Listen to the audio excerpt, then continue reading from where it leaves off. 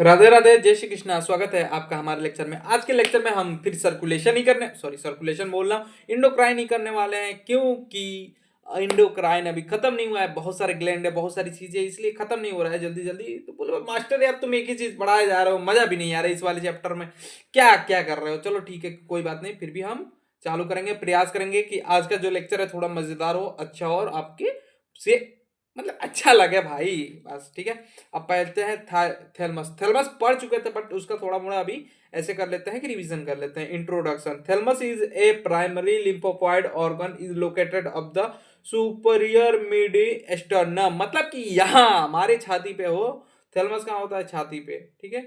अभी आपको लुके भाई, मैं पूरा डायग्राम के साथ आया हूँ। नहीं, मैं एक बार का देख लिया हूँ कि नहीं क्या होता है बे। डायग्राम नहीं होता तो समझ ही में नहीं आता, तो जब समझ ही में नहीं आया तो क्या मतलब है पढ़ के। इससे अच्छा ये रहा आपका थैलमस। चचा छाती पे ही यहाँ यहाँ रहते हैं, और ये बच्चों में बड़ा होता है। थैलमस एक प्राइमरी लिम्फोफॉइड ऑर्गन है जो कि सुपीरियर मीडियम स्टर्नम में होता है। यहाँ छाती पे हो, छाती पे गोली खाएंगे। ठीक है, तुम नंबर मांगोगे, हम नंबर देंगे। ठीक है। ठीक है। और हम हमारे नंबर पे तुम कॉल मत करना। ठीक है। अब आते हैं development for a third a पैराग्लिसिस पाउच। मतलब कि ये पाउच में होता है जिसको हम कहते हैं पैरा पैराग्लिन्स पैराग्लिन्स पाउच। ठीक है। और इसे इंडोडर्मस भी बोलते हैं, इंडोडर्मस भी। ठीक है। एंड थर्ड ऑफ ए पैराग्लिसिस पाउच से डेवलप होते हैं। मतलब वही चीजें हिंदी में लिख रखा तो मैं फिर बोल दिया। अरे मास्टर मजा ले। थाइमस। Thymus anatomy. अब उसका एनाटोमी देख लेते हैं। इसके दो लोब होते हैं। Each lobe is in A capsule. दोनों लोब, ये दो लोब होते हैं जो कि कैप्सूल से कवर होता है। ये से देखो, इसके दो लोब दिख रहे हैं यहाँ पे इजिली, और दोनों कैप्सूल से कवर्ड है। ठीक है। यही चीज बोल रहा है वो, बस थोड़ा सा अंग्रेजी बोल दे रहा है। ठीक है। अब आ जाते हैं, गिर रहा है डाटा केबल वहां। ठीक है। अब आ जाते हैं anterior to heart and posterior to sternum. मतलब कि हार्ट के आगे एंड स्टर्नम के पीछे। ए मिस आगे कहाँ गए रे भैया? हाँ, ए मिस आगे और पी मिस पीछे। ये एंटीरियर पोस्टीरियर में तो कोई दिक्कत होनी नहीं चाहिए, बट होगी तो मैं आपको फिर से क्लियर कर दूंगा। ठीक है। ये कहने का मतलब है दिल के जो आगे, दिल है कि मानता नहीं, उसके आगे और स्टर्नम के पीछे। मतलब कि बाती, छाती की जिससे बाती कनेक्ट होती है वो। ठीक है। ब्लड सप्लाई इसका कैसा होता है? इंटरनल थोरेसिक और इंफीरियर थोरेसिक एंड आर्टरी।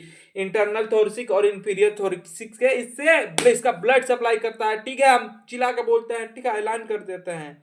और इसका रक्त का सप्लाई जो है इंटरनल थोरेसिक और इंफीरियर थोरेसिक से आर्टरी से होती है। मतलब रक्त मतलब खून, खून हो। हिस्टोलॉजी। हिस्टोलॉजी मेनली एमबीबीएस में पढ़ा जाता है, बट हम आपको इसलिए पढ़ाते हैं कि थोड़ा क्लियर हो जाए भाई। नर्सा बनना है तो होनी चाहिए भाई। ठीक है। अब इसका स्ट्रक्चर देखते हैं, यानी कि बहुत छोटे लेवल पे हिस्टोलॉजी, यानी कि बहुत सूक्ष्म लेवल पे ये हिस्टोलॉजी की एक सब्जेक्ट भी होती है एमबीबीएस में। ठीक है। अब इसका पहला कौन सा होता है? कॉर्टेक्स। एंड कॉर्टेक्स में जो है, सॉरी मैं हिंदी पढ़ दे रहा हूँ। देखो, ये कॉर्टेक्स होता है एक मेडुला होता है। ठीक है। ये इसकी मतलब कि छोटे लेवल पे देखेंगे, सूक्ष्म लेवल पे तो इसकी चीजें है। ठीक है। ये denial of the pouch of immunity T cell, immunity T cell से भरा भरपूर होता है। ठीक है। मतलब कि ये जो कॉर्टेक्स है उसमें इम्यूनिटी टी सेल होते हैं। कॉर्टेक्स उसके लेयर का नाम है। ठीक है। और मेडुला मतलब बीच वाले लेयर का नाम मेडुला होता है। इसमें मैच्योर टी सेल प्लस ए हजर ऑफ क्रोपस होते हैं। देखो इसमें क्या होता है, टी सेल और हजल क्रोपाउल्स होते हैं। ठीक है। ये लिखा है, बस हिंदी में लिख दिया है। और देखिए आप पढ़ते हैं ब्लड। ब्लड मतलब thymus barrier is a protected and developing T cell. Blood thymus barrier T cell को प्रोटेक्ट करता है। ब्लड का जो ये थाइमस जो बैरियर है वो ब्लड से प्रोटेक्ट करता है। प्रोटेक्ट मतलब कि रक्षा करता है, सुरक्षा देता है। ठीक है। अब आ जाते हैं थाइमस का फंक्शन। फंक्शन तो मेनली हम फिजियो में पढ़ेंगे, बट थोड़ा सा इसमें जब आ ही गया है तो हम पढ़ ही लेते हैं। क्या करना है, जब दे दिया है तो पढ़ ही लेते हैं। T cell is a mature in a differentiation. मतलब कि इसमें टी सेल मेच्योर होता है। मतलब कि अब बालक पैदा हो गया, बालक पैदा हो गया तो बड़ा भी होगा ना, हो तो बड़ा इसी में हो जाता है।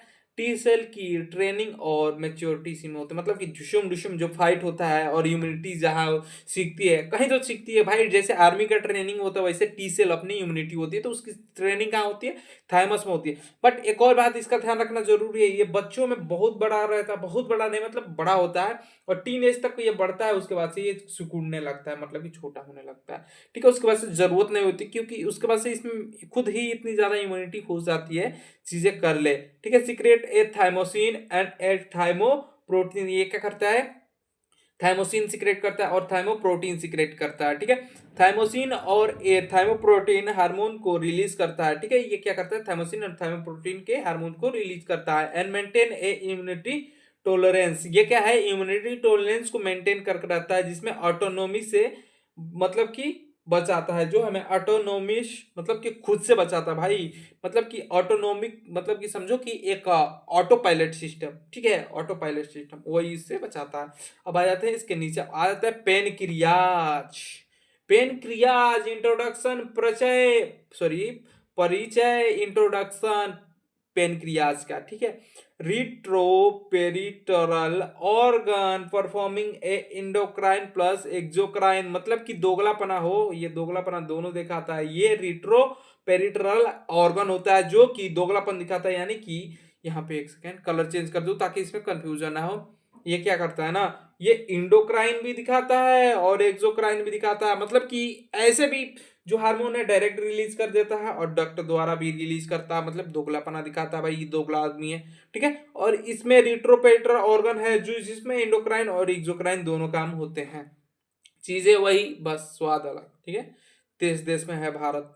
ठीक है, develop from A dorsal and ए वर्टिकुलर अब पेनक्रियाटिक बर्ड, डोर्सल और वर्टिकली पेनक्रियाटिक बर्ड से बनता है, मतलब कि ये रहा किससे बनता है, ये चीजें बता दिए। अब कैसा होता है ये दिखा देते हैं आपको, ये मछली की शेप का दिख रहा है ना, ये ये आपका पेनक्रियाज है, कहाँ है ये भी दिख रहा है ना, यहाँ स्टोमक के नीचे डूडम से सटा हुआ होता है, जैसे डूडम ऐसे कर गया ना तो यहाँ से ऐसे पेनक्रियाज सटा है उससे। ठीक है, और यहाँ पे ये है। ठीक है, अब ये इसके बारे में पढ़ लेते हैं पेनक्रियाज के बारे में। ठीक है, यहाँ पे दे रखा है। अब देखो इसके तीन पार्ट होते हैं, एक होता है हेड, बॉडी एंड टेल। ठीक है, हेड पार्ट जो कि ड्यूडम से डायरेक्ट अटैच रहता है, ये ड्यूडम है, इससे डायरेक्ट अटैच रहता है। ठीक है, और इससे ऐसे अटैच रहता है, यहाँ से जाती है सारी चीजें और डायरेक्ट इसमें अपना हार्मोन्स रिलीज कर देता है। आप पढ़ लेते हैं यहाँ पे। ठीक है, पेनक्रियाज ऑटोनोमी हो, अब ऑटोनोमी देख लेते हैं, हेड नेक एंड बॉडी। देखो ये हेड नेक, इसको ही नेक और बॉडी बोल दे रहा है। ठीक है, अब यहाँ पे जो चीजें दे रखा है ना, head neck body and tail, तो ये नेक जो है और ये हेड इसको एक ही में ले लेते हैं, क्योंकि ये एक ही जगह पे प्रेजेंट होता है इसलिए। ठीक है, अब ये थोड़ा ज्यादा ही वो कर दिया और जो डायग्राम में दिया है थोड़ा कम करके, मतलब कि थोड़ा कम डिटेल में दिया है उसकी वजह से। अब मतलब कि इसका हिस्सा कितने होते हैं, हेड नेक बॉडी टेल, चार हिस्से इसमें बता रखे हैं, उसमें तीन रखे हैं, अगर तीन भी लिखोगे तो गलत नहीं होगा, सही है, और चार भी सही है। ठीक है, दोनों सही है, क्योंकि अगर जे चार अंधे आदमी हाथी की कोई पैर पकड़ रहा है तो बोलेगा हाथी कैसा दिखता है, लंबा दिखता है, कोई पूंछ पकड़ रहा है तो बोलेगा लंबा और पतला दिखता है, कोई उसकी सूंड पकड़ेगा तो बोलेगा लंबा तो है बट ऐसा फ्लेक्सिबल है। तो मतलब कि देखो चीजें वही होती है, बस अपना अपना ऑब्जर्वेशन होता है और सबका एक परसेप्शन होता है। ठीक है, अब आ जाते हैं टेल, इसका tail, touch is spinal and head lie off the duodenum and a curve, इसका जो टेल पार्ट है ना वो स्पाइनल स्पाइनल को छू छू टच करता है, और हेड जो है डूडम के से कवर में होता है, ये रहा। देखो नीचे ले लेते हैं, ये कहाँ गया, हाँ एक सेकेंड, रबड़वा हो हमारा, हाँ ये रहा। इसका जो टेल पार्ट है ना ये स्पाइनल को टच करता है, और ये ड्यूडम, यहाँ से ड्यूडम गया है, इसको ये टच करता है, टच क्या इससे ज्वाइंट ही रहता है। ठीक है, अब आ जाते हैं नीचे, अब इंडोक्राइन, इसका इंडोक्राइन हिस्सा देख लेते हैं, क्योंकि इंडोक्राइन के बारे में बात हो रहा था, मेनली इंडोक्राइन देख लेते हैं। इंडोक्राइन यानी कि स्टर सेल। अब इंडोक्राइन जो सिस्टम होता है ना उसमें चार होते हैं, देखो अल्फा सेल, ठीक है, बीटा सेल, देखो पहला हो गया अल्फा, दूसरा बीटा, तीसरा डेल्टा, और चौथा इसका गामा। चौथा कहाँ गया भैया, गामा वाला चौथा यहाँ पर नहीं लिख रखा, लेकिन इसमें चार होते हैं, अल्फा, बीटा, डेल्टा और एक गामा होता है जो कि इसमें मिस है। ठीक है, ये इसमें मिस है। ठीक है, बट होता है। ठीक है, अब देखो अल्फा सेल जो है ना वो क्या करता है, ग्लूकोन को रिलीज करता है, इंक्रीज इन ब्लड। ये क्या करता है ना, ग्लूकोन्स को, सॉरी ग्लूकोन जो है, ग्लूकोन एक होता है जिससे कि शरीर में एनर्जी से सारी चीजें मेंटेन रहती है, जिसे हम शुगर बोलते हैं अपनी भाषा में, ठीक है। और ग्लूकोन जो है उसे रिलीज कौन करता है, अल्फा सेल। ग्लूकोन में ब्लड शुगर बढ़ा देता है अल्फा सेल। और बीटा सेल, देखो ये चारों सेल कहाँ होती है। आप बोलेंगे भैया ये सेल तो है, तो ठीक है, आप पेनक्रियाज में कहाँ पे है, तो ये उसके टेल पार्ट में ये चारों सेल होती है, और टेल पार्ट उसका एंडोक्राइन होता है और हेड पार्ट उसका एक्सोक्राइन होता है, ठीक है। अब ये जो है ना, ये अल्फा सेल जो है ग्लूकोन की लेवल को बढ़ाता है। टेल में चार प्रकार के सेल होते हैं। पहला अल्फा, बीटा, डेल्टा, गामा, ठीक है। तीन चीजों का तो स्पेशल पता है कि ये क्या करता है, लेकिन अल्फा जो है ना, ये अल्फा इसका भी इंफॉर्मेशन उतना है नहीं, और नर्सिंग के बुक में भी नहीं दिया है क्या करता है, ठीक है। तो इसीलिए इसमें ये नहीं दिया है, ठीक है। और इसमें देखो ये अल्फा का काम क्या होता है, अल्फा सेल का काम होता है ब्लड में शुगर लेवल को बढ़ा देना, यानी कि ग्लूकोज को बढ़ा देना, या फिर ग्लूकोन को रिलीज करता है जिससे ग्लूकोन बढ़ता है, ठीक है। यहाँ पे वो भी लिख रखा है। और बीटा सेल क्या करता है, इंसुलिन, जो कि लोअर ब्लड शुगर, मतलब कि देखो अब ग्लूकोज बढ़ रहा है तो इसको भी भाई कोई दबाने वाला तो चाहिए ना, तो वो है अपना इंसुलिन, और ये आपका ग्लूकोन। अब दोनों मिला के बैलेंस बना के चलते हैं, ठीक है। अब इनको क्या करता है, डेल्टा सेल जिसे एस्टोमेटिक्स स्टिक बोलते हैं, जो इनहिबिट करता है अदर हार्मोन, मतलब कि ये जो हार्मोन है ना, अब इन दोनों को देखते हैं ये जज साहब है भैया क्या करना है क्या नहीं करना। हम भाई बैठे हैं, तुमको कितना आना है, तुमको कितना आना है, मान लो कि ये 50 क्वांटिटी में आ रहा है, एक हिसाब बता रहा हूँ मैं, एक एग्जांपल सेट कर रहा हूँ, और ये 45 आ रहा है, तो ये बताएंगे ना भैया कि उसका 5 ज्यादा है, तुम्हारा 5 कम है, तो एक काम करो, तुम 5 बढ़ा लो या फिर ये 5 घटा ले, ठीक है। ये सारी चीजों को मेंटेन करके रखते हैं। अब आ जाते हैं एड्रेनल ग्लैंड पे। एड्रेनलिल जो होता है ना, वो एक ग्लैंड होता है, और कहाँ प्रेजेंट होता है, ये अपना किडनी के ऊपर। और ये पेनक्रियाज के बारे में हो गया सारी चीजें, ठीक है। अब आ जाते हैं एड्रेनलिल। एड्रेनलिल कहाँ होता है, किडनी के माथे पे ऐसे टोपी बना दो एक, मान लो कि ये एक किडनी है, और किडनी के माथे पे एक ऐसे टोपी बना दो, ये हो गया अपना एड्रेनलिल। ये दोनों साइड होता है, बोथ साइड प्रेजेंट होता है, लेफ्ट और राइट दोनों जगह प्रेजेंट होता है, right adrenaline and left adrenaline, ठीक है। Located above the kidney and two glands. ये दो मतलब के होते हैं, वन पेयर होता है और दो ग्लैंड होते हैं, वन पेयर होता है और दो ग्लैंड होते हैं। अब पेयर क्या हो गया, मतलब कि अगर ये एक ही जगह एक ही प्रकार के दो चीजें रखे उसे पेयर बोलते हैं, ठीक है।